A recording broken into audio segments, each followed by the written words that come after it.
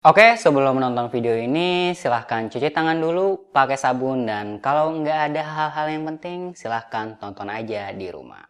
Oke, lanjut.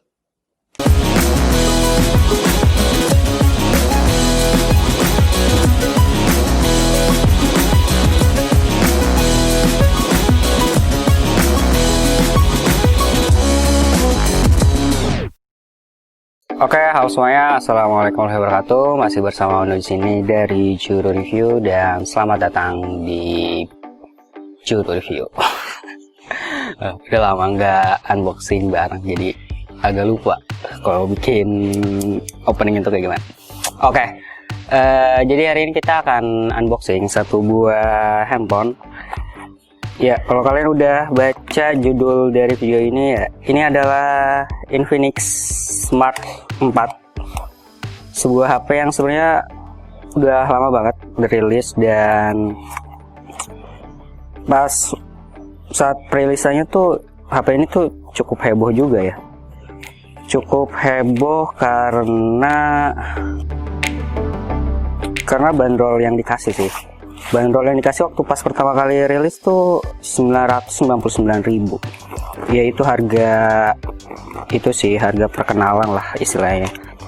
Untuk sekarang sih harga resminya itu 1.350 sampai 1.400.000. Dan kenapa saya unboxing HP ini di 2020? Karena saya jualan HP dan ada yang pesan HP ini. Saya juga nggak ngerti sih kenapa masih ada orang yang pengen beli HP ini. Padahal HP ini bisa dibilang HP yang udah out of the date lah pokoknya.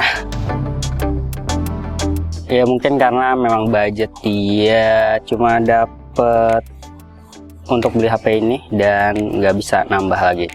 Tapi sebenarnya sih sayang banget sih kalau misalnya bisa nambah 100 atau 200.000 lagi, ya bisa dapet Samsung seri A atau mungkin seri-seri Redmi. Dan menurut saya sih itu lebih worth it lah daripada beli HP keluaran lama kayak Infinix gini. Ini Infinix Smart 4.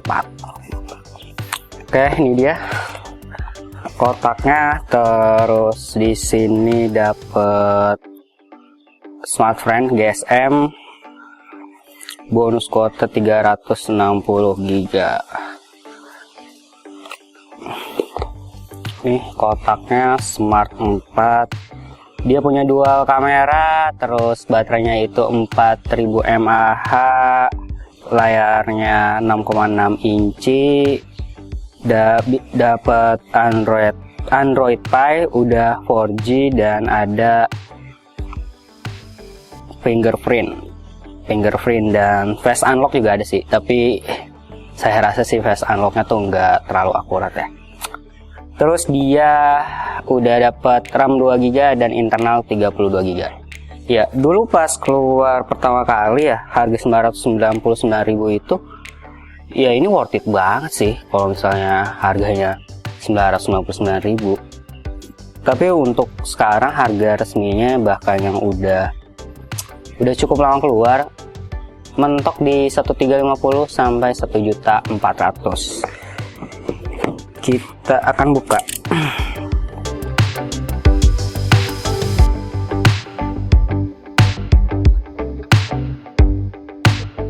Dan ini garansi resmi.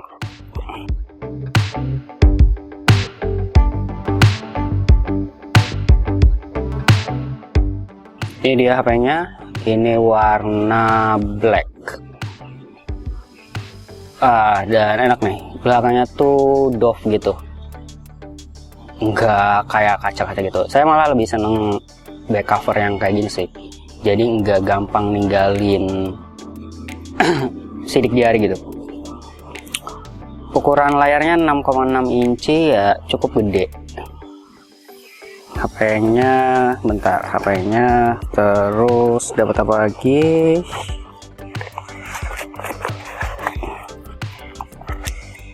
Dapat kepala charging kayak biasa, dan ini outputnya 5 volt 1,2 ampere.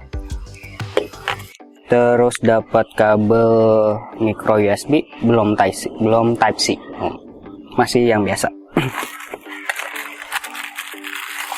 Terus dapat anti gores, dan dapat softcase apa? Oh, ini softcase tapi agak keras sih, dan ini ada corak-coraknya gitu. Bagus juga sih itu ya.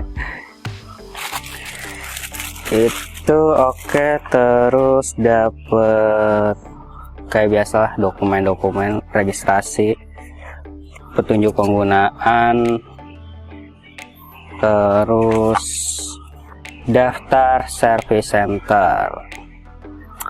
Di Jakarta ada di ITC Roximas lantai 4 nomor 18. Nah tuh kalau kalian pengen tahu service centernya.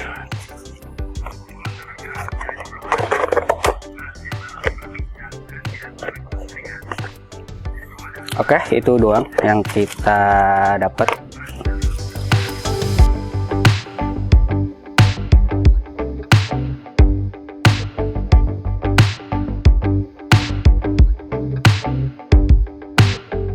Oke, coba nanti saya itu dulu ya, saya setting dulu, baru nanti kita balik lagi ngomongin HP ini.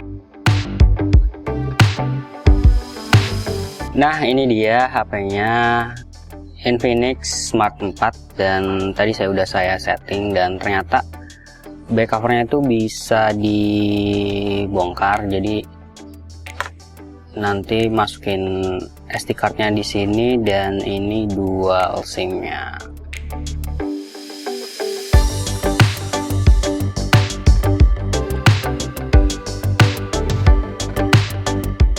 Dan buka back covernya itu agak susah juga sih tadi, perlu usaha karena memang mungkin karena masih baru kali ya. Terus tadi juga dapat ini hardcase-nya. Tadi udah saya coba pasang sini, tapi pas dilepas tuh susah banget, perlu usaha yang agak keras. Jadi ya udah deh, saya lepas aja sekalian. Biar nanti kalau misalnya orang yang pengen pasang SIM card sama SD card-nya lebih gampang aja. Oke, coba kita nyalain.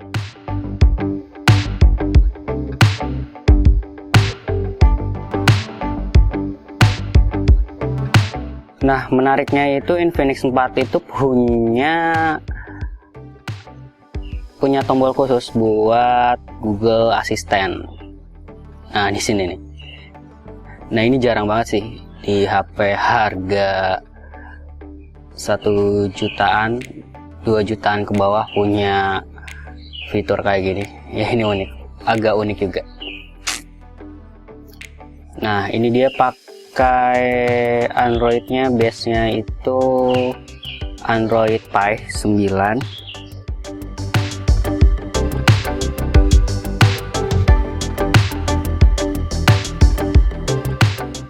Nah, ini pakai Android Pie 9 dan ditambah dengan skin bawaannya yaitu XOS Cheetah. Ya, itu dari Infinix kali ya. Android Pie.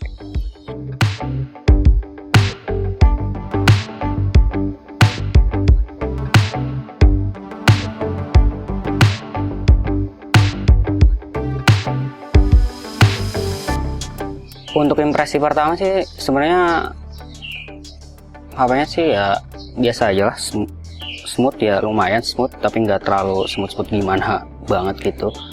Dan ya banyak aplikasi bawaannya, beberapa sih bisa di uninstall, tapi ada juga aplikasi yang nggak bisa di uninstall. Jadi ya agak memenuhin itu aja sih, memenuhin memori internal. Dan ini internalnya itu pas pertama kali dinyalain tuh available-nya tuh 25 GB. Ya lumayan sih, tapi ya sayang banget kalau misalnya aplikasi-aplikasi bawahnya bisa di uninstall sih. Ya bisa bikin lebih lega lagi sih. Ya mungkin gitu aja. Dan HP ini tuh nggak akan saya review sih karena ini tuh HP orang, dan ini juga unboxingnya tuh unboxing iseng aja, karena ya saya juga penasaran sih sama HP yang dulu pernah booming di harga 1 jutaan dan sekarang harga resminya tuh malah jadi agak naik sih, jadi agak naik 300 ribuan sampai 400 ribuan. Apakah worth it untuk dibeli di 2020? Saya rasa sih agak kurang ya. Kalau misalnya kalian punya budget lebih sih, sebaiknya jangan beli ini ya. Karena nanggung banget sih sebenarnya untuk beli HP kayak gini di 2020. Kalau kalian punya budget sekitar 2 jutaan sampai 1.500.000 dan ya budget-budget segitulah. Saya sih lebih saranin kalian untuk beli Samsung seri A atau mungkin Redmi. Itu menurut saya sih lebih worth it daripada HP ini. HP ini tuh udah keluar cukup lama sih. Dari back casingnya aja yang udah bisa dibuka tuh, itu nunjukin kalau dia udah keluaran lama banget. Dan ini punya 2 kamera, tapi kayaknya sih nggak, setelah saya buka kameranya fungsinya tuh cuma buat bikin bokeh aja sih sebenarnya. Jadi dia nggak ada pilihan wide atau normal gitu, jadi nggak ada. Mungkin nanti kameranya juga akan saya cobain sih ya, tapi di video terpisah. Oke, makasih banget untuk semua yang udah nonton.